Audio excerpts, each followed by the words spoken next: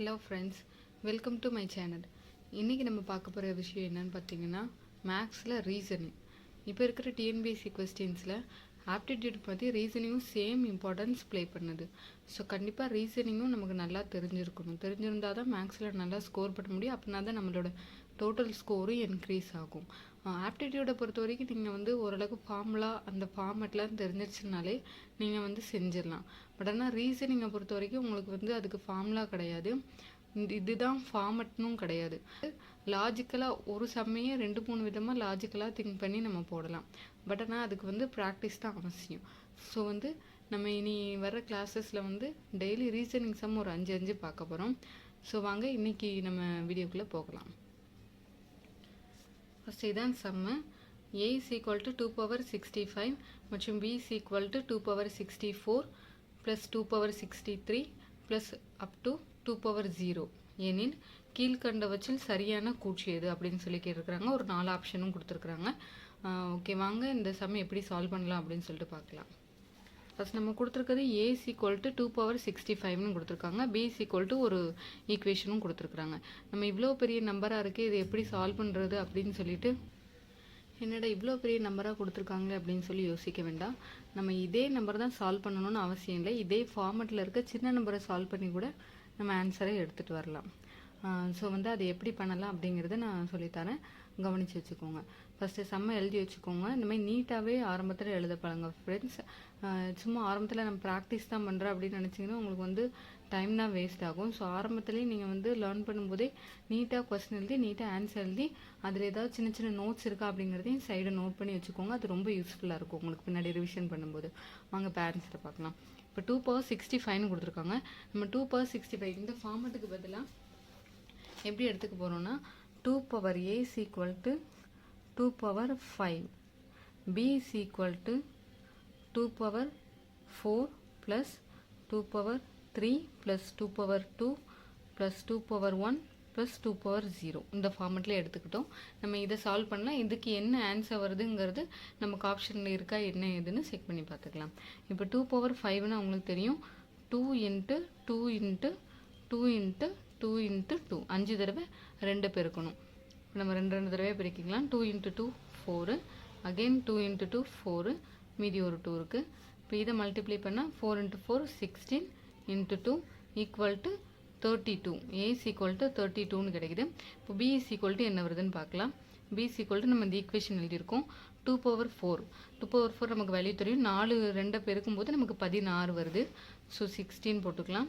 2 power 3 தெரியும் 8, 2 power 2 4, 2 power 1 2, 2 power 0 1, anything power 0 equal to 1. அதை நீங்கள் ஒரு நோட்ஸ்னு போட்டு எழுதிக்கோங்க.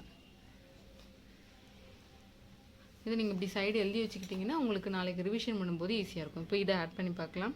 ஆட் பண்ணும்போது 16 ஒரு 4 20, 8 2 ஒரு 10 30 31 வருது friends. b is equal to 31. நமக்கு a 32, b 31ன்னு கிடச்சிருக்குது. இப்போ ஆப்ஷனுக்குள்ளே போகலாம். b ஆனது ஏயை விட 2 power 64 அதிகம். கண்டிப்பாக அப்படி நமக்கு வரவே இல்லை ஃப்ரெண்ட்ஸ். ஸோ இந்த ஆப்ஷன் வர்றதுக்கான சான்ஸ் இல்லை. a மற்றும் b சமம், இது வர்றதுக்கு வாய்ப்பே இல்லை. ரெண்டும் வேறு ஆப்ஷன் தான் வந்திருக்குது. ஸோ b ஆனது ஏயை விட 1 அதிகம். b தான் நமக்கு சின்னதாக இருக்குது. ஸோ இந்த ஆப்ஷனும் வராது. a ஆனது bயை விட 1 அதிகம். ஸோ இந்த ஆப்ஷன் கரெக்டாக இருக்குது. ஸோ இதுதான் ஆன்சர், டி தான் ஆன்சர் ஃப்ரெண்ட்ஸ். இப்போ உங்களுக்கு இது டவுட்டாக இருக்குன்னா இன்னொரு நம்பருக்கு கூட a is equal to 2 power 7 அப்படின்ற நம்பர் எடுத்து கூட சால்வ் பண்ணி பாருங்கள். நான் சால்வ் பண்ணும்போது எனக்கு a is equal to 128, b is equal to 127 வந்துச்சு. ஸோ நீங்கள் சால்வ் பண்ணி பாருங்கள். இப்போது செகண்ட் சம் ஃப்ரெண்ட்ஸ். இப்போ செகண்ட் சம் என்னென்னா ஒரு பிளட் ரிலேஷன் பற்றின ஒரு சம்மு. ஃபஸ்ட்டு பிளட் ரிலேஷனை பொறுத்த வரைக்கும் நீங்கள் எப்படி வாசிக்கணும், ஃபஸ்ட்டு தமிழில் வாசித்து பாருங்கள். சப்போஸ் உங்களுக்கு சின்ன குழப்பமாக இருக்குது புரியல அப்படின்ற பட்சத்தில் இங்கிலீஷில் வாசிங்க. தமிழை விட பிளட் ரிலேஷனில் இங்கிலீஷில் ஈஸியாக இருக்கும் ஃப்ரெண்ட்ஸ். ஃபஸ்ட்டு இதை தமிழில் வாசி பார்க்கலாம். எம் என்பவர் எண்ணின் மகள், எண்ணின் மகன் ஓ மற்றும் ஓ பியின் அப்பா ஆவார். பி மற்றும் எண்ணின் தொடர்பு என்ன அப்படின்னு சொல்லி நம்ம கொஸ்டின் கேட்டிருக்காங்க. இப்போ ஃபஸ்ட் நீங்கள் பார்த்தீங்கன்னா எம் என்பவர் எண்ணின் மகள். ஓகே, அதை நம்ம போட்டுக்கலாம். எண் இருக்காங்க, என்னோட மகள் தான் எம்னு சொல்லிட்டாங்க. ஸோ அதை போட்டுக்கலாம். இப்போ நம்ம இதில் வந்து எப்படின்னா ஃபீமேலை வந்து நோட்ஸ் பார்த்துக்கோங்க. ஃபீமேலை வந்து மைனஸ் சிம்பிள்லையும் மெயிலை வந்து ப்ளஸ் சிம்பிள்லையும் நோட் பண்ணிக்கோங்க. உங்களுக்கு வந்து அது ரிலேஷனை வந்து ஐடென்டிட்டி பண்ணுறதுக்கு ஈஸியாக இருக்கும். ஃபஸ்ட் நமக்கு என்ன கொடுத்துருக்காங்க, எம் என்பவர் என்னின் மகள்னு கொடுத்துருக்காங்க. ஸோ இவங்க வந்து மைனஸ். ஓகேவா. நெக்ஸ்ட்டு அடுத்த பாயிண்ட்டு என்னின் மகன் ஓ. என் இங்கே இருக்கிறாங்க, என்னோட மகன் ஓ. அப்போ இவங்க கூட பிறந்தவங்களாக தான் இருக்கும். ஸோ ஒரு சின்ன ஹைஃபன் போட்டுக்கலாம். ஓ மகன்னு கொடுத்ததுனால இவங்களுக்கு ப்ளஸ் சிம்பிள் கொடுத்துக்கலாம். ஓகே. நெக்ஸ்ட்டு ஓ கமா பியின் அப்பா ஆவார். இது வந்து எனக்கு தமிழில் ஃபஸ்ட்டு வாசிக்கும்போது ஆசிரத்தில் வாசிக்கும்போது புரியலை. ஓக்கமா பியின் அப்பா ஆவாருங்கும்போது என்ன தான் அப்படின்ற மாதிரி ஒரு சின்ன குழப்பம் ஆயிடுச்சு. ஸோ நான் அடுத்து அப்படி இங்கிலீஷில் வாசித்து பார்த்தேன். இங்கிலீஷில் கொடுத்துருக்காங்க பாருங்கள். M is the daughter of N. M என்னோட மகா. Okay. O O is the son of N. O என்னோட மகன். ஓகே, அதுவும் நம்ம போட்டுட்டோம். Also father of B. O is the son of என்னோட மகன் மற்றும் பியோட அப்பா அப்படின்னு சொல்லி கொடுத்துருக்குறாங்க. அதுதான் நமக்கு இங்கே வந்து தமிழை வாசிக்கும்போது சின்னதாக குழப்புது. ஸோ வந்து ஓ வந்து பியோட அப்பான்னு நமக்கு புரிஞ்சிடுச்சு. ஸோ வந்து போட்டுக்கலாம் பி. ஆனால் பி என்ன ஜெண்டர் அப்படிங்கிறது நமக்கு கொடுக்கல. நெக்ஸ்ட் அடுத்து என்ன கேட்டிருக்காங்க, what is the relation between P and N. P இங்கே இருக்கிறாங்க, என் இந்த இருக்கிறாங்க. இந்த ரெண்டு பேத்துக்கு உள்ள ரிலேஷன் என்ன அப்படிங்கிறது தான் கேட்டிருக்கிறாங்க. ரிலேஷன் என்ன வரும், இவங்களுக்கு இவங்க அப்பா, இவங்களுக்கு இவங்க அப்பா இல்லைன்னா அம்மா வரலாம். ஏன்னா ஜெண்டர் கொடுக்கல நமக்கு. ஸோ அப்படின்னு வரும்போது இவங்க ரெண்டு பேத்துக்கும் என்ன உறவு முறை வரும்னா, பியை பொறுத்து என்ன வந்து ஒன்று பாட்டி இல்லைன்னா தாத்தாவாக இருக்கணும். ஆன்சரில் நீங்கள் வந்து பாட்டி இல்லைன்னா தாத்தா இருக்கான்னு பாருங்கள். என்னுக்கு பி என்னன்னு கேட்டாங்கன்னா பேரன் இல்லை பேத்தி இருந்துச்சுன்னா அதுதான் ஆன்சர். ஓகேவா. ரெண்டு விதமாக ஆப்ஷன் வரலாம். ஒன்று வந்து பாட்டி ஆர் தாத்தா,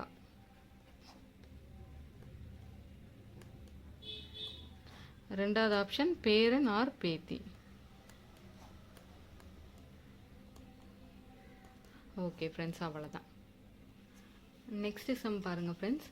ஒரு சீரீஸ் கொடுத்துருக்காங்க. சீரீஸ் கொடுத்து இந்த தொடரில் உள்ள தவறான எண் எது என காண்க அப்படின்னு சொல்லி கேட்டிருக்கிறாங்க.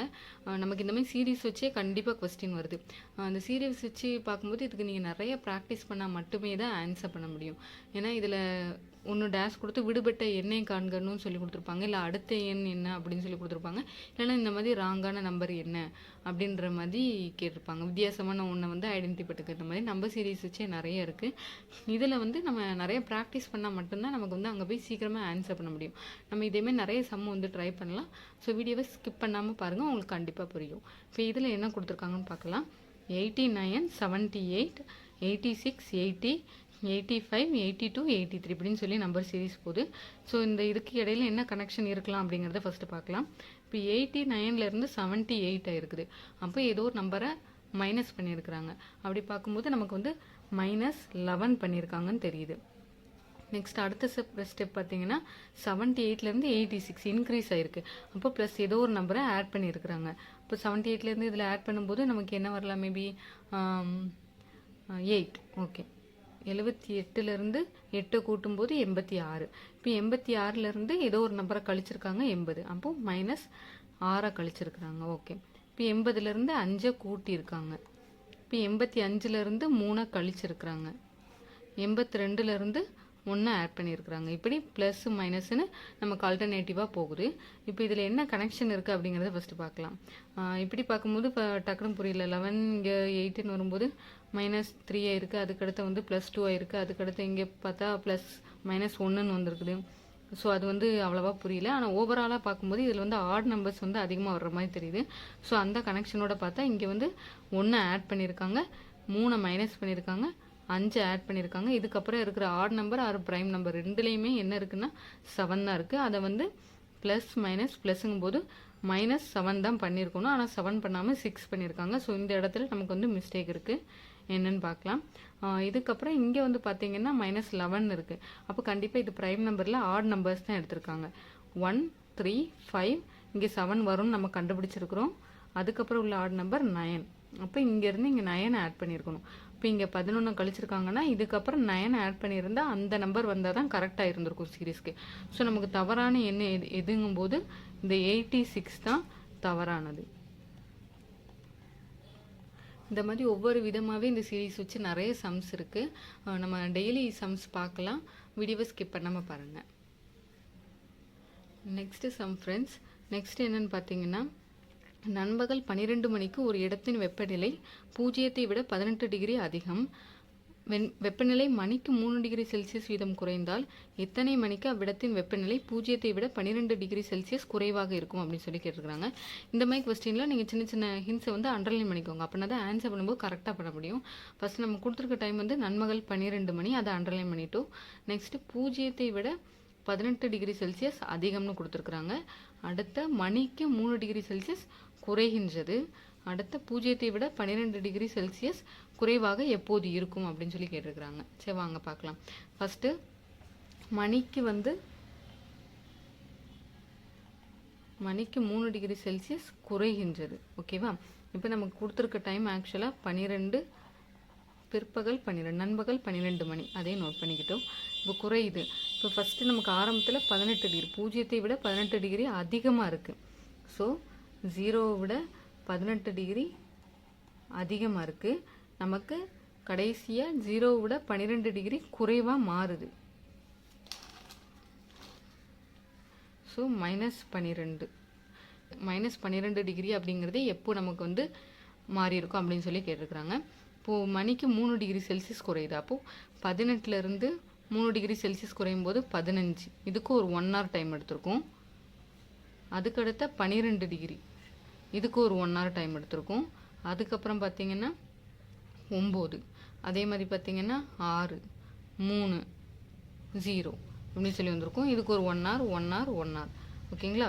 18லேருந்து இது போக ஒரு 1 hour இப்படி வந்துச்சுன்னா 6 மணி நேரம் ஆயிருக்கும். ஓகேங்களா? 3 6 மணி நேரம். இதே மாதிரி 0லேருந்து மறுபடியும் 12 டிகிரி -12 டிகிரி. இது பார்த்திங்கன்னா 3 ஒவ்வொரு மணி நேரத்துக்கும் 3 டிகிரி குறையுது. அப்படிங்கும்போது 3 × 4 = 12. அப்போ 4 மணி நேரத்தில் -12 டிகிரி செல்சியஸ் வந்திருக்கும். ஏற்கனவே இங்கே 18 டிகிரியிலேருந்து 0 ஆகிறதுக்கு ஒரு 6 மணி நேரம் எடுத்திருக்கு. இப்போ 0லேருந்து -12 ஆகிறதுக்கு ஒரு 4 மணி நேரம், மொத்தமாக 10 மணி நேரம் ஆகிருக்குது 18 டிகிரி செல்சியஸ்லேருந்து -12 டிகிரி செல்சியஸ் மாறுறதுக்கு. பட் ஆனால் நமக்கு எவ்வளோ மணி நேரம்னு கேட்கல. அப்போ அந்த டைமில் மணி எத்தனை அப்படின்னு சொல்லி கேட்டிருக்காங்க. எத்தனை மணிக்கு அப்படின்னு சொல்லி கேட்டிருக்காங்க. நமக்கு ஏற்கனவே கொடுத்துருக்காங்க 12 மணி, பிற்பகல் 12ன்னு கொடுத்துருக்காங்க.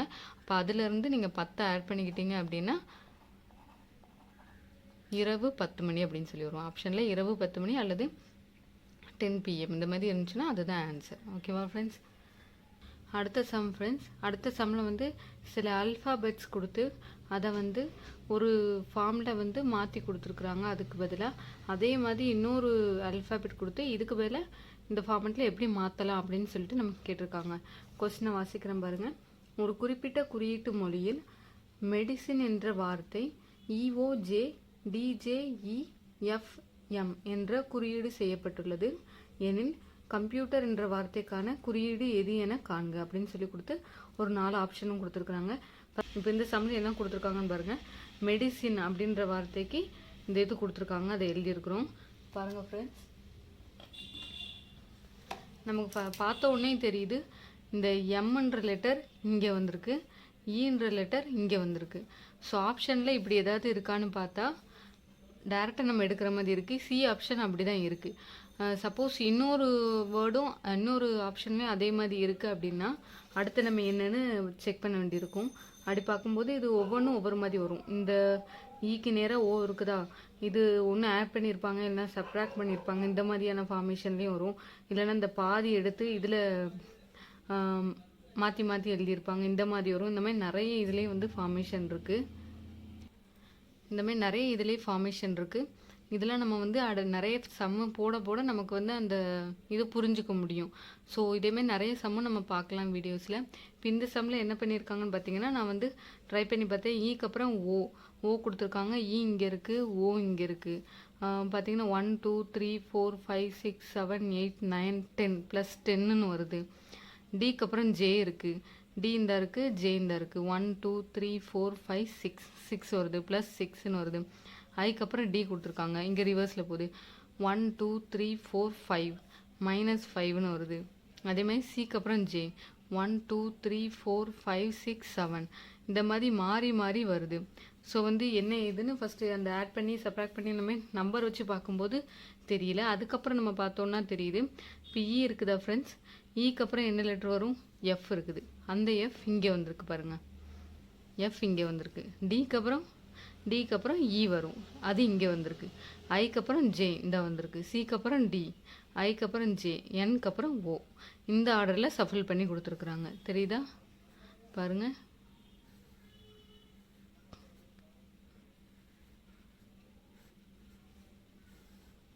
இப்படி இந்த ஆர்டரில் சஃபில் பண்ணி கொடுத்துருக்குறாங்க. அதே மாதிரி நம்ம இதுக்கும் போட்டோம் அப்படின்னா ஆர் இந்த பக்கம் வந்துடுது, சி இந்த பக்கம் போயிடுது. ஓகேவா. ஈக்கு அப்புறம் எஃப், டீக்கு அப்புறம் யூக்கு அப்புறம் பி, பிக்கு அப்புறம் கியூ, எம்முக்கு அப்புறம் என், ஓக்கு அப்புறம் பி. இந்த ஆப்ஷன் எங்கே இருக்குன்னு பார்த்தா நமக்கு 3வது ஆப்ஷன் தான். ஸோ வந்து அப்படி உங்களுக்கு வரலனாலும் கொஞ்சம் ரிலாக்ஸாக இருந்துட்டு மற்ற சம்ஸ்லாம் முடிச்சுட்டு அதுக்கப்புறம் ரிலாக்ஸாக பாருங்கள், இந்த மாதிரி ஏதாவது ஒரு ஐடென்டிட்டி கிடைக்கும். தேங்க்ஸ் ஃபார் வாட்சிங் ஃப்ரெண்ட்ஸ். மேலும் இதே மாதிரி பயனுள்ள வீடியோ பார்க்குறதுக்கு நம்ம சேனலை சப்ஸ்கிரைப் பண்ணுங்கள். நெக்ஸ்ட் இதே மாதிரி யூஸ்ஃபுல்லான ஒரு வீடியோவில் சந்திக்கிறேன். தேங்க்யூ.